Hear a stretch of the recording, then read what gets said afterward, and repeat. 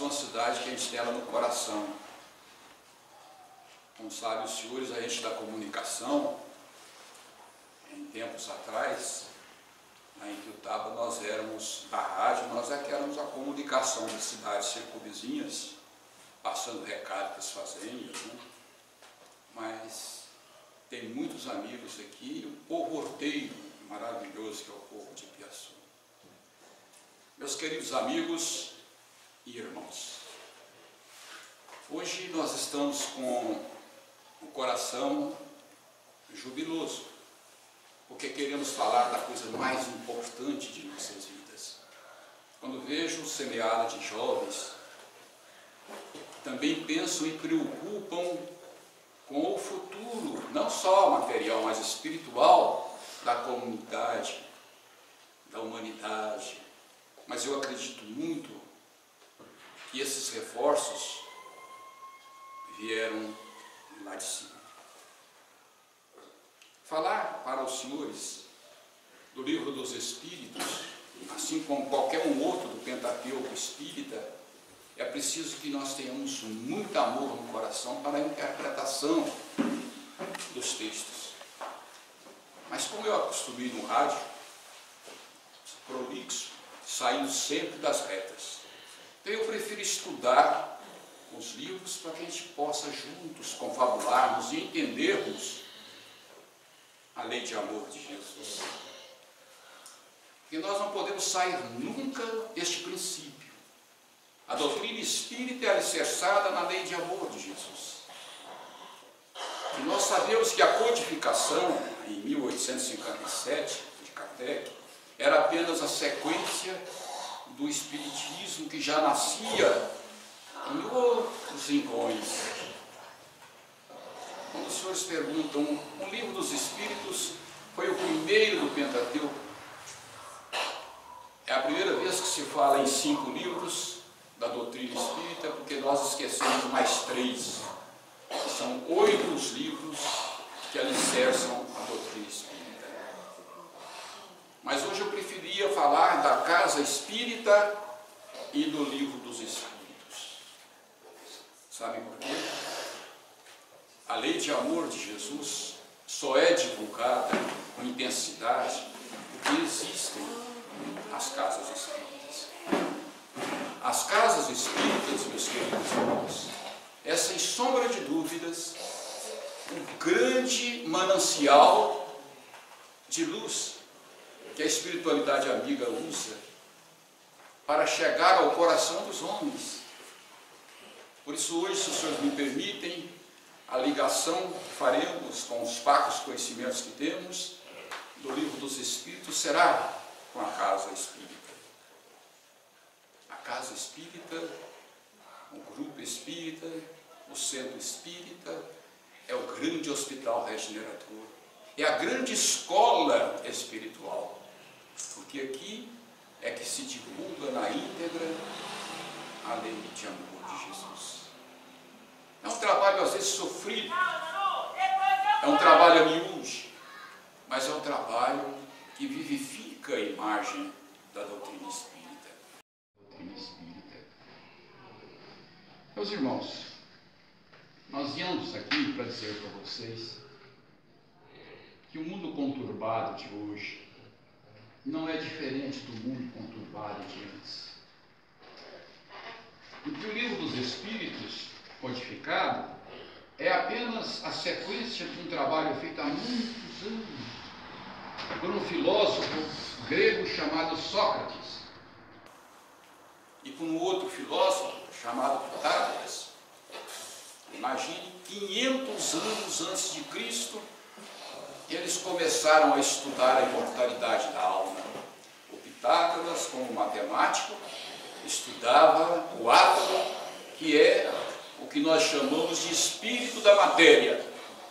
E o Sócrates estudava o espírito humano. Tanto é que hoje nós não temos mais dificuldades para entender e interpretar, e já não há mais motivos para não acreditar na imortalidade da alma. Todos os grandes cientistas já trouxeram para nós a informação através da ciência da exatidão de como, de onde nós viemos, o que nós somos e para onde nós vamos. É o que está no livro dos Espíritos. Ele nos orienta e isso nos alenta, porque muitas das vezes os senhores vão de convir comigo, bate no coração da gente um certo desespero, quando nós não interpretamos alguma coisa que nós queremos entender da imortalidade da alma. Sabem por quê? Os grandes cientistas conseguiram agora na Suíça fazer um trabalho maravilhoso, descobrindo a matéria, a antimatéria, não é isso? Mas eles estão procurando a partícula de Deus, porque eles conseguiram encontrar tudo menos a partícula de Deus, que é o que dá vida, dá inteligência. Não conseguiram porque não olharam para dentro deles. Essa partícula de Deus está dentro de nós. Hoje, se os senhores me permitissem, eu gostaria de que os senhores me entendam. A gente começou o espiritismo na casa espírita. Eu já trabalhei na federação, as federativas, por isso eu posso dizer de cátedra. Aqui é o grande hospital da Generadora. Os trabalhos edificantes com a sopa. Muitos condenam e acham que sopa é preocupação dos governantes. Não, a sopa não é um chamariz também para trazer para dentro da casa espírita um maior número de participantes. Nós sabemos que aos domingos, aos sábados, quando nós realizamos esse trabalho, a criança às vezes vai alimentar no domingo quantas outras, mas na segunda, terça, quarta, quinta e sexta, como eles vão fazer? Aí a doutrina, através da casa espírita, vai dar o alimento que eles precisam. Sabe qual é o alimento, meus irmãos? O pão do Espírito. O pão da carne, o pão do Espírito, é o que a casa espírita oferece. Um trabalho sacrificado, mas um trabalho que nós fazemos com o coração aberto. E essas crianças, meus irmãos queridos, quando eu disse aludido, falando dos jovens, precisam agora no mundo atual, na atual circunstância em que o mundo não se entende, os governantes de todos os países do mundo não conseguem colocar no coração a chama viva de Deus. Por isso, em conflito. Aquelas guerras de 2, 3 mil anos atrás ainda continuam lá no mundo árabe, ceifando vidas de muitas e muitas pessoas, inclusive de crianças e idosos, que nada tem a ver com o conflito ou religioso, ou social, ou político, mas é a reencarnação que está aqui. Eu gosto de citar as coisas quando na federação, quando nós falamos na reencarnação, os senhores podem ver a importância, e já sabem disso, da reencarnação. Nós não só viemos para o planeta Terra para quitar as nossas dívidas. Também vieram muitos mensageiros da paz e do amor para pacificar o coração dos homens que ainda continuam seres humanos sem escrúpulos. Mas há uma grande minoria que cresce vertiginosamente, que traz Jesus no coração. Esse homem, em 3 anos, esse ser divino, majestoso, 3 anos ele mudou a história da humanidade. Não tínhamos comunicação na época, nem televisão, nem rádio. Como esse moço conseguiu, em 3 anos, mudar o destino do mundo? Porque ele falou de amor. O livro dos Espíritos nos oferece, com tranquilidade, mais uma atendente. Quando nós estivéssemos aqui para falar do livro dos Espíritos, nós íamos ter que levar muitos e muitos meses. Portanto, nós temos que fazer uma síntese e colocar as coisas importantes para nós discutirmos, e vocês já estão discutindo isso. A lei do perdão, Quando nós falávamos lá atrás do Sócrates, do Platão, quando nós falávamos dos grandes filósofos gregos, nós queríamos chegar a esse ponto, porque eles lá fizeram a pergunta que ainda continua sendo feita: de onde eu vim, o que eu sou e para onde eu vou? E a resposta está aqui: de onde nós viemos, o que nós somos e para onde nós vamos. Quando eu disse que há 500 anos antes de Cristo, porque muitas pessoas não valorizam o trabalho que fazem. Hoje nós estamos aqui na Casa Espírita porque outros milhões de pessoas e mártires também sacrificaram as suas vidas para poder falar da lei de amor, falar de muitas coisas bonitas, mas especialmente exemplificar a lei de amor. Meus queridos, quando nós falamos da reencarnação, nós vamos lembrar mais uma vez o episódio triste.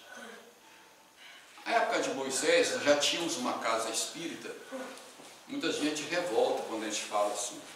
No tempo de Moisés, na escravidão do Egito, existia uma família que era a sustentação da fé dos hebreus. Esta família continuava mantendo a fé dos hebreus que estavam sendo arrebatados, escravizados, mortos, escravos. Continuava acreditando num Deus invisível. Essa é a fé. Era a casa de Arão, de Joquebede, de Moisés, especialmente de Miriam e de Arão. Esta casa que está escrita na Bíblia, contando as diversidades, já mantinha a fé do povo hebreu num Deus invisível de forma diferente. Mas lá foi a primeira casa espírita, porque eles sustentavam a fé. Depois disso nós tivemos uma série em contrapartida, nós tivemos uma série de desgostos, porque o povo seguiu outro caminho, não foi isso? Mas nós continuamos com o Deus invisível em nosso coração. Invisível para quem não tem fé. Quando nós falamos da reencarnação, falamos da fé, falamos de muitas coisas, os senhores estão fazendo uma ligação. Aonde é que o Ricardo quer chegar? Eu quero chegar num homem divino, que não se sabe se nasceu em Belém ou se nasceu em Nazaré. Isso pouco importa. Ele nasceu no planeta Terra e mudou o mundo.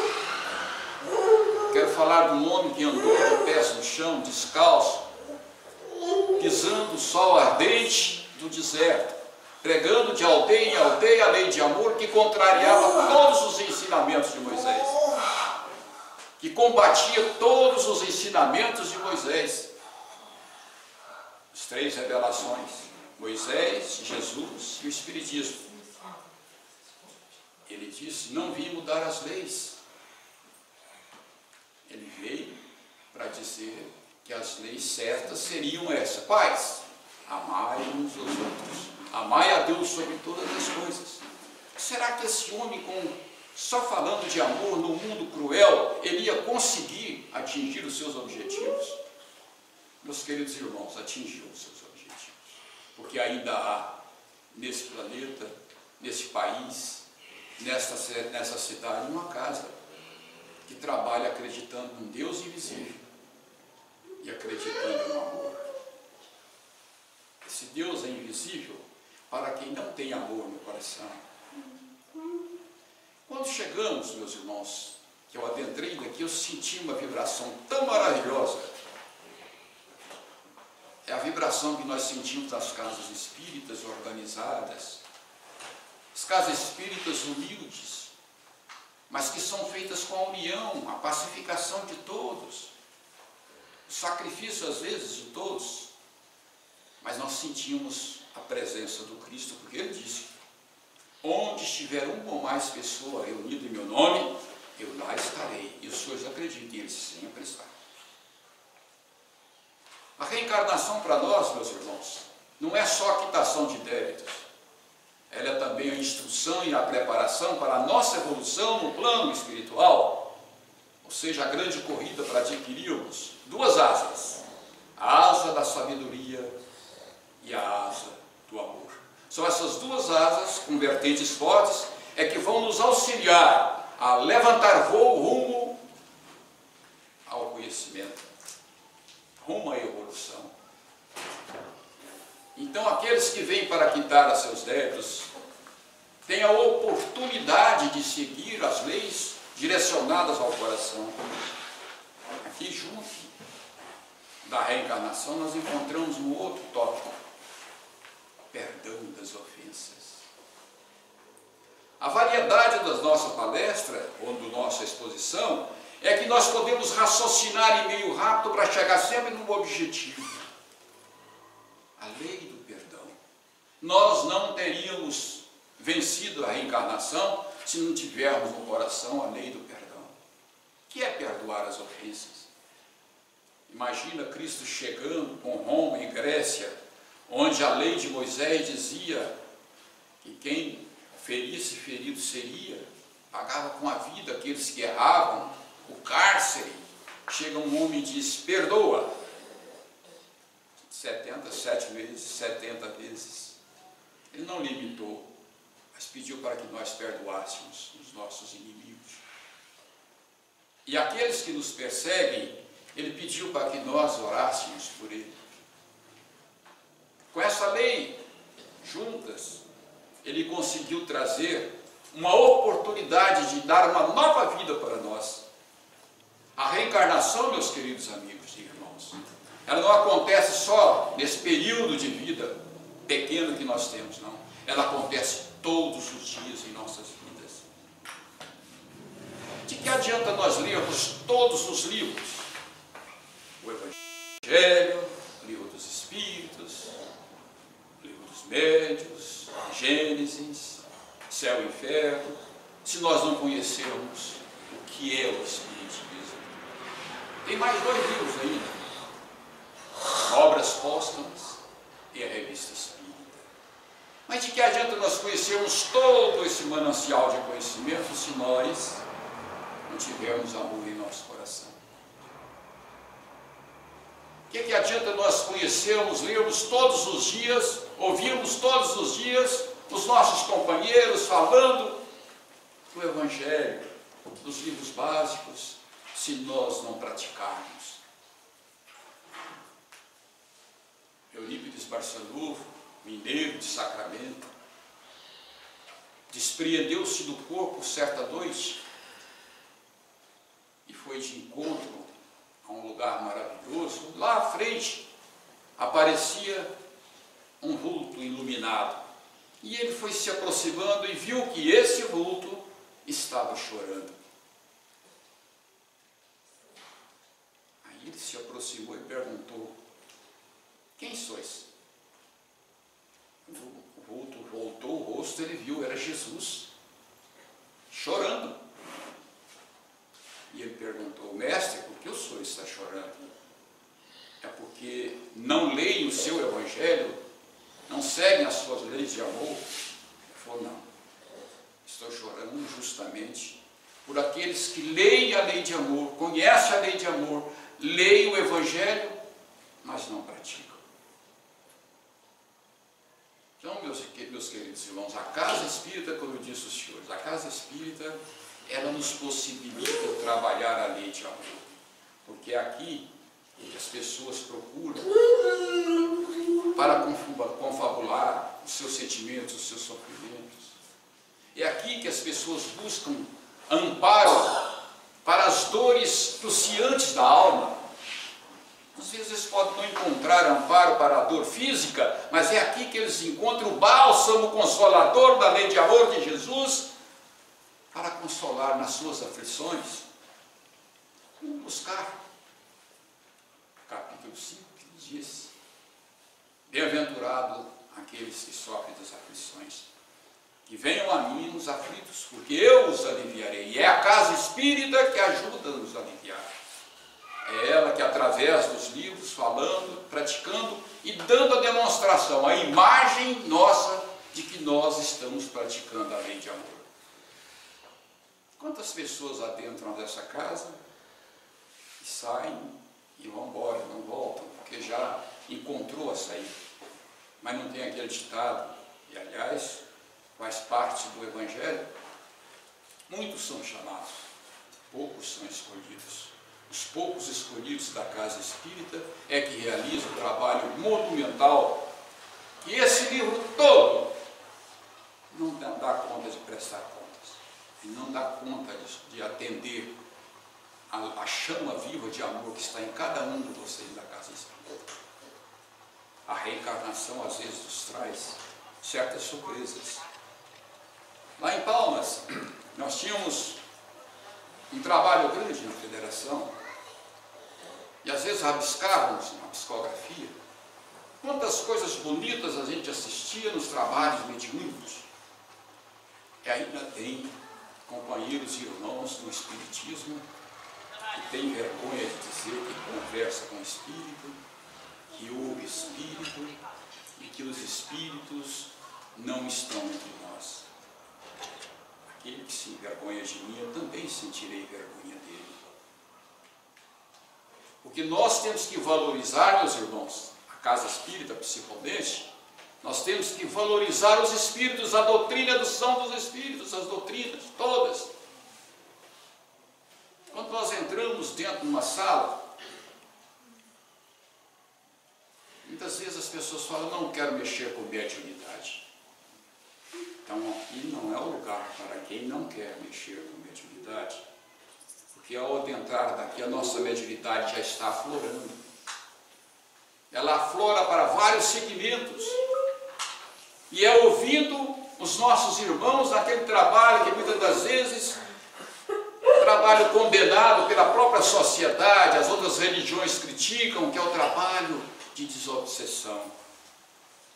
Já pararam, meus irmãos, para ouvir a lamúria, o sentimento, a dor do companheiro, do irmão, de ter perdido o tempo que Deus lhe deu na reencarnação para não cumprir a sua missão ou o seu compromisso assumido com a espiritualidade?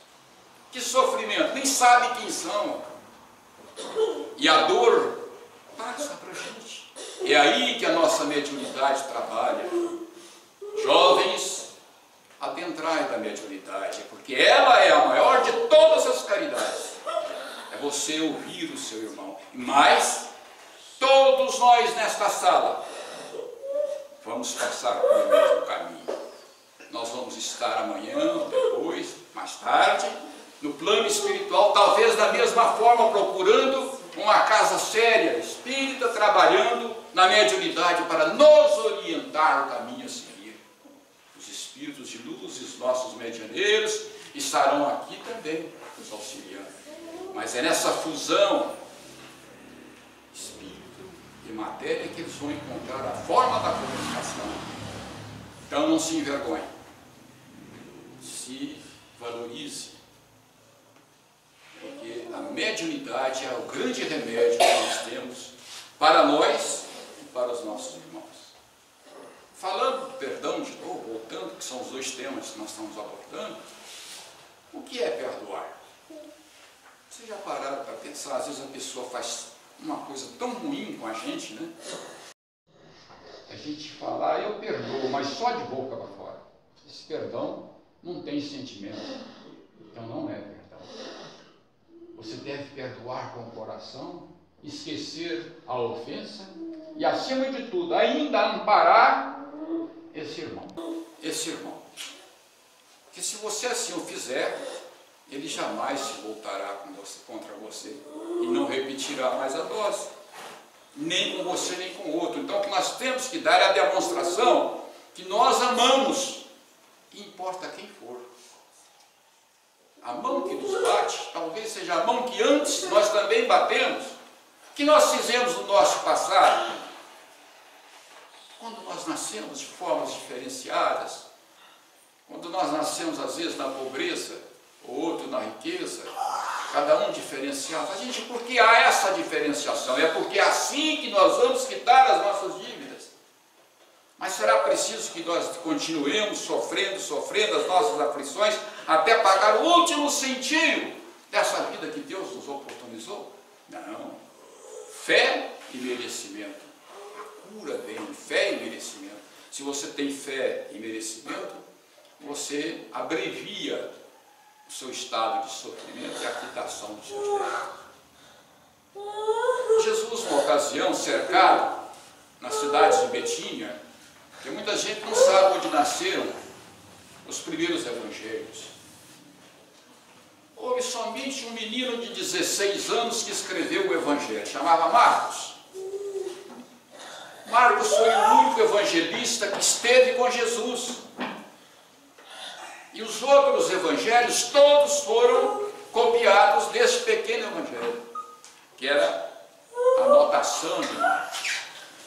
Na casa de Maria de Marcos, onde se reunia como nós estamos reunidos, Jesus vinha, se hospedava, ia para Jerusalém. Aí aquelas pessoas que não conseguiram ver Jesus entravam na casa de Maria.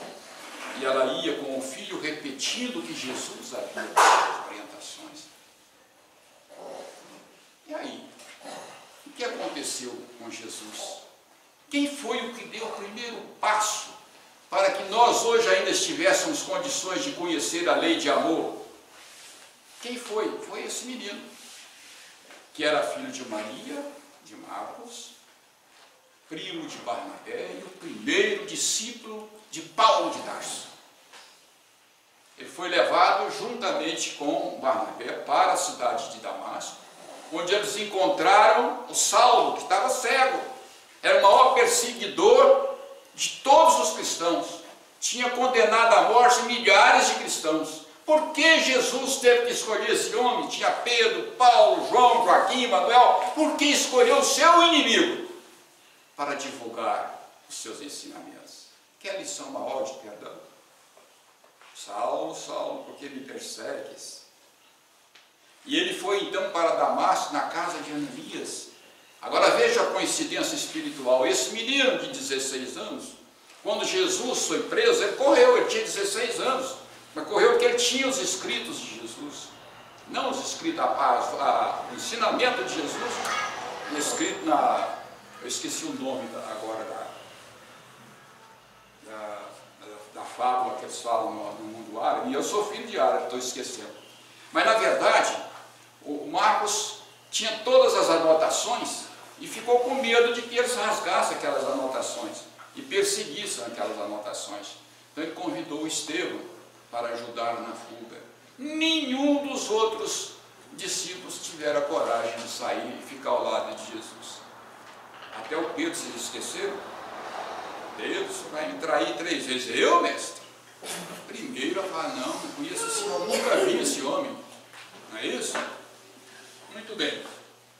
Quando nós falamos do Marcos, foi para mostrar que dentro do perdão, Jesus nos deu a maior lição, tá? E que às vezes não conta. Porque ele entregou a divulgação dos seus ensinamentos ao seu maior inimigo. E se não fosse Paulo de Tarso, Saulo ou Paulo de Tarso, nós hoje talvez não tivéssemos conhecimento da doutrina de Jesus. Então o perdão, meus irmãos, é realmente a forma maior de nós quitarmos todas as nossas dívidas nesta encarnaçãozinha. Eu disse no começo, e agora concluo, a reencarnação e a oportunidade dela, nós vivemos todos os dias. Mas todos os dias nós temos a oportunidade de reencarnar? Não, de mudar. De mudar. Todos os dias Deus, na sua bondade infinita, nos demonstra que Ele ama, que Ele nos ama e, acima de tudo, nos oportuniza a essa mudança, essa transformação. É quando Ele no céu faz brilhar um novo sol todos os dias. Independente de nós querermos ou não, vai nascer um novo dia amanhã. É a oportunidade, irmãos queridos, e através da doutrina espírita que nos possibilita ainda maior condição de dar o passo mais largo, de nós fazermos uma reflexão. À noite, quando deitarmos a cabeça no travesseiro, vamos fazer um levantamento rápido. Depois da novela, não tem importância. E faz um levantamento rápido. O que eu fiz de bom? O que eu fiz de mal? que eu fiz de mal, eu vou apagar, não vou fazer nesse novo dia. O que eu fiz de bom, eu vou triplicar nesse novo dia. Então Deus nos dá uma chance de mudança e de transformação todos os dias. É quando nós temos que ter a reflexão. Perdoe-me se eu sou, às vezes, muito contundente quando eu afirmo que poucas pessoas se preocupam com a vida espiritual. Muitas pessoas, a grande maioria de nós, somos egoístas. Nós somos egoístas. Preocupamos mais com a parte física. Claro, né? É sério que a gente também não pode descuidar da parte material, porque nós dependemos dela para sobrevivermos. Mas a parte espiritual. Quantas vezes por dia nós paramos, meus irmãos, nós, para fazer uma prece? Pelo menos 3 vezes, 15 minutos por dia dedicado à espiritualidade, dizer obrigado pela existência, Pai. Obrigado pela família que eu tenho. Quantas vezes, meus irmãos, nós abraçamos os nossos filhos e falamos, meu filho, eu te amo. Quantas vezes os filhos chegam, o pai cansado, a mãe também, da luta diária, o filho chega e dá um abraço no pai e na mãe e diz, mamãe ou papai, eu amo vocês. Estou aqui presente. Essa união de família é importantíssima na nossa reforma. É o reconhecimento pela vida. Então a humanidade precisa realmente apanhar muito ainda para chegar ao consenso de que sem amor nós não sobreviveremos. As guerras que ocorrem, eu disse antes e vou chegar para a gente arrematar, lá em Palmas, um plenário mais ou menos pessoas, que era a sede da federação, a psicografia marcava aquela reunião. Porque lá, às vezes, na reunião pública, tem sempre um médium psicografando. E o médium psicografou uma mensagem. E naquele momento o médium não tinha como, porque aquele nome, aquela pessoa, não tinha ligação nenhuma com ele ou com alguém daquele público. E ele começou a ler. Sabe que ele começou a ler assim? Mamãe, não morri. Com emoção. Mamãe, eu não morri. Estou vivo, mamãe. Pare de pensar em mim e de atirar o meu erro a Deus. Ame-o. Porque a mãe, quando o menino desencarnou, começou a repudiar até Deus. Isso pode acontecer, não é isso? Mãe, estou vivo, não morri. Mãe, o que eu recebi na Boate Kiss, no Rio Grande do Sul, o gás que eu inalei naquela boate que te tirou a vida, era o mesmo gás que eu apliquei em milhões de judeus na guerra da Alemanha. Eles vinham, minha mãe, crianças, idosos, nos vagões dos trens, e nós colocávamos eles sem perceber o que fazíamos, num local, ligávamos o gás e os matávamos. Milhões e milhões de pessoas passaram pelas nossas mãos, disse o menino. Mais ainda se estranhou o médico. Nunca fui do Rio Grande do Sul, não conheço ninguém. Meu nome é Fábio. Levantou lá no fundo uma senhora, em gritos. Meu filho! Quer dizer, tinha escrito para ela, era o filho dela.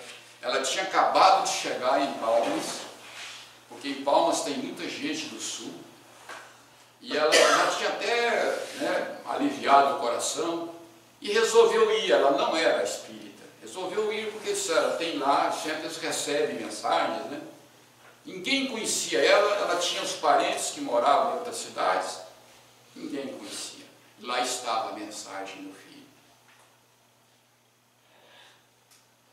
Veja o trabalho importante da psicografia na casa espírita. O trabalho importante da comunicação na casa espírita. Outra hora, sentados na mesa de desobsessão, desenvolvimento mediúnico, nós ouvíamos tanta gente quando ouvíamos uma criança. Muito fácil. A criança incorporou-se, como nós dissemos, né? Que muita gente que não conhece pensa que a pessoa incorpora no corpo do espírito, né? Eles não sabem que é de perispírito, que nós fazemos a comunicação. E levantou, o médium levantou.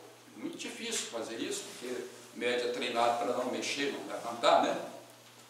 E falou, na desobsessão: eu estou feliz. Eu estou feliz porque acabo de chegar no plano espiritual. Estou na colônia de São Sebastião, Parque das Águas Vivas. Diga à minha mamãe que eu estou bem. Meu nome é fulano de tal e o nome da minha mãe é fulano de tal. Levantou lá no plenário também. Porque lá nós fazemos desobsessão, nós temos um grupo de pessoas que podem assistir, chama assistência, né? Faz o trabalho, todo bem arrumadinho, pessoa bem organizada, bem instruída, né? Ela pode participar. E o menino deu esse recado. Então, o que nós temos que fazer com os trabalhos de desobsessão?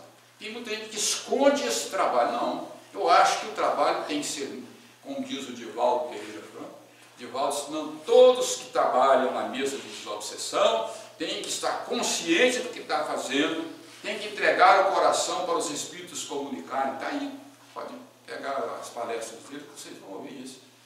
Porque é o maior centro de comunicação. É a casa espírita que está aqui.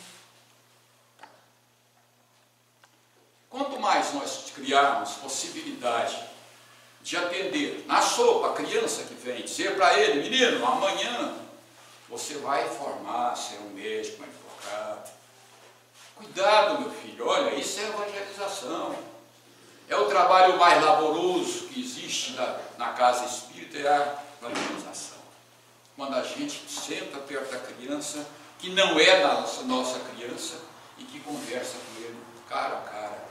Aí ele vai contar para você: tia, por tia, ó, lá em casa foi assim, assim, a mamãe brigou com o papai, né, assim, tá, eles falam tudo, eles entregam tudo para a gente ali.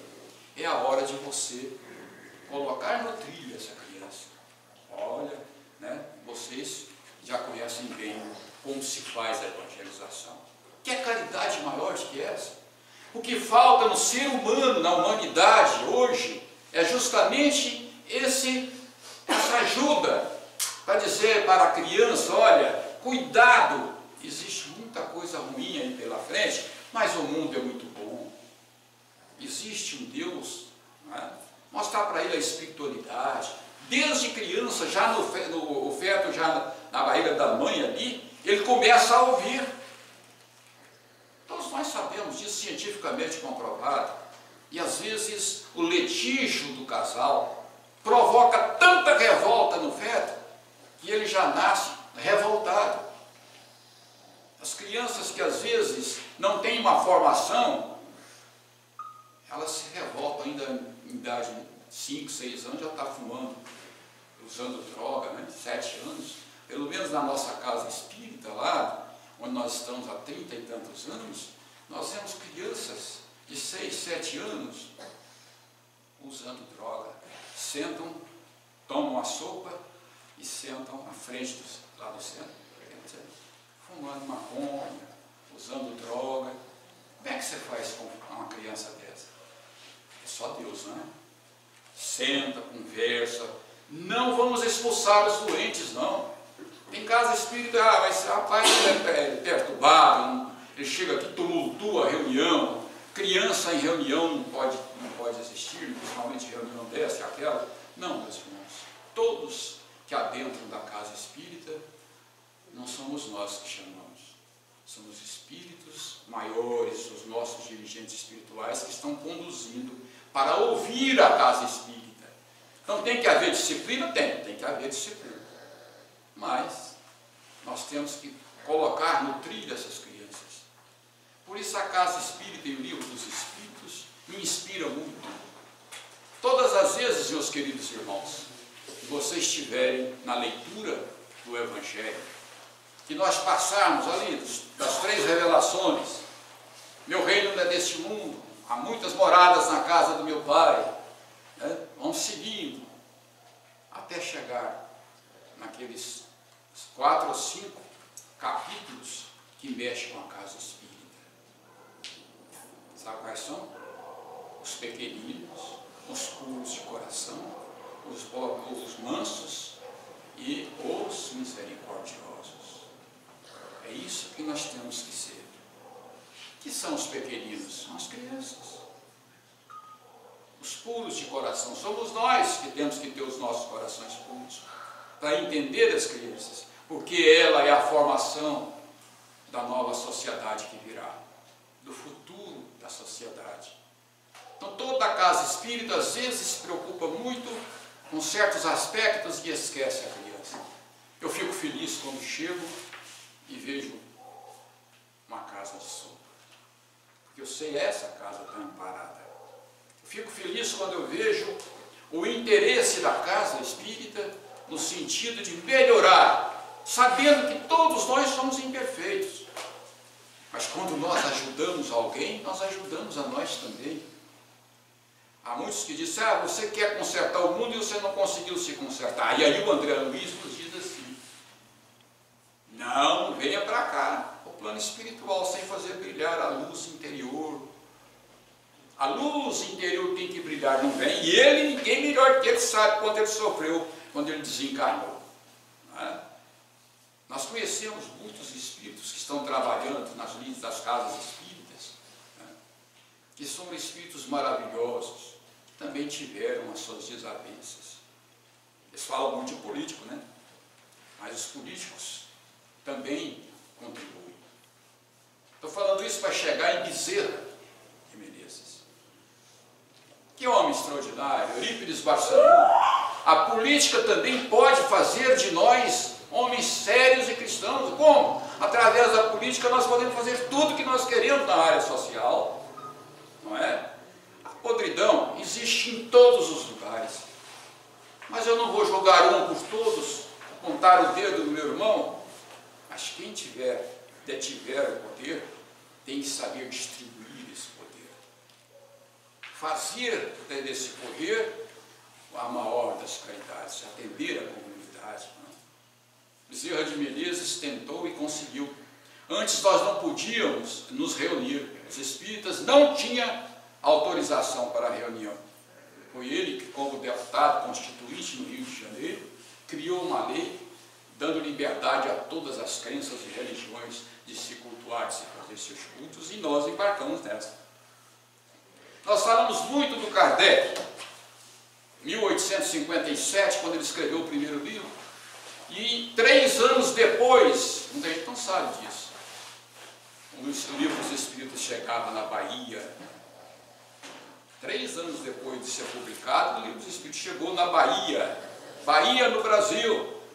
Salvador recebeu num convento chamado Convento da Lapa, convento católico recebendo o livro dos Espíritos. E já começaram a graçar no Brasil em 1857, já começaram a graçar em todo o mundo o livro dos Espíritos. Mas os senhores sabem quantas pessoas perderam a vida por causa desse livro? Sabe quantos sacrifícios foram feitos para que esse livro estivesse aqui nesta noite? Esse e o Pentateuco Espírita? Muita gente. Quando Kardec desencarnou, eles queimaram todos os livros em Paris, espíritas. Mas algumas casas espíritas continuaram. Casas de espíritas se transformaram em casas espíritas para dar sequência. E só 2 homens tiveram a coragem de enfrentar as autoridades naquela época, Camille Flammarion e Leon Denis. Denis saiu discursando, fazendo palestra em toda a França, ingressou na Europa e conseguiu fazer com que os livros de Kardec voltassem às mãos do povo. Sofreram, todos eles sofreram. Sofreram perseguição, mas o livro está aqui, não esse, mas todos. E eu aconselho a todos os nossos irmãos, antes de olhar o livro dos Espíritos, antes de colocar os olhos principalmente sobre o livro dos Médiuns, dá uma lidinha no que é o Espiritismo, que é a introdução feita por Kardec, corre em cima da Revista Espírita. Depois vocês vão encontrar obras póstumas que foram escritas depois do desencarne de Kardec, pelos amigos de Allan Kardec. O resumo que ele faz da doutrina espírita em obras póstumas. Ele já tinha desencarnado, mas os amigos, entre eles, o Leon Denis, Camille Flammarion e outros tantos, a família Badin, conseguiram realmente fazer com que esses livros chegassem em nossas mãos. Então, meus irmãos, falar do livro dos Espíritos, ou falar do Pentateuco, ou falar dos livros básicos da doutrina espírita, é um convite para todos nós. Eu sei que os senhores todos são como eu. A gente lê quando tem um tempinho também, né?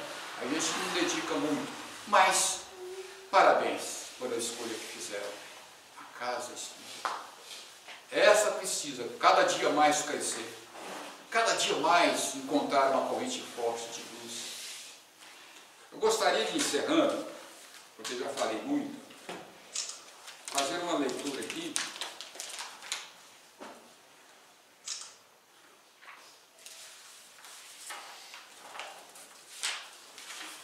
para aqueles que ainda não têm muita fé, como eu, né? Eu gostaria de deixar duas mensagens, uma encerrando a parte de perdão às ofensas. Quero que os senhores reflitam isso, porque eu reflito todas as noites. Entenda que são raras as famílias onde a paz e a confiança sejam comuns. A maioria das relações familiares, não só no Brasil, mas em todo o mundo, são marcadas por ressentimentos, orgulho, egoísmo, desamor e, é claro, decepções. Se você se decepcionou com a atitude de um familiar, pare de sofrer por quem ele é. Ele não vai mudar só porque você está triste, não. Você que precisa despregar do passado e perdoar, dando a essa pessoa um papel irrelevante em sua vida.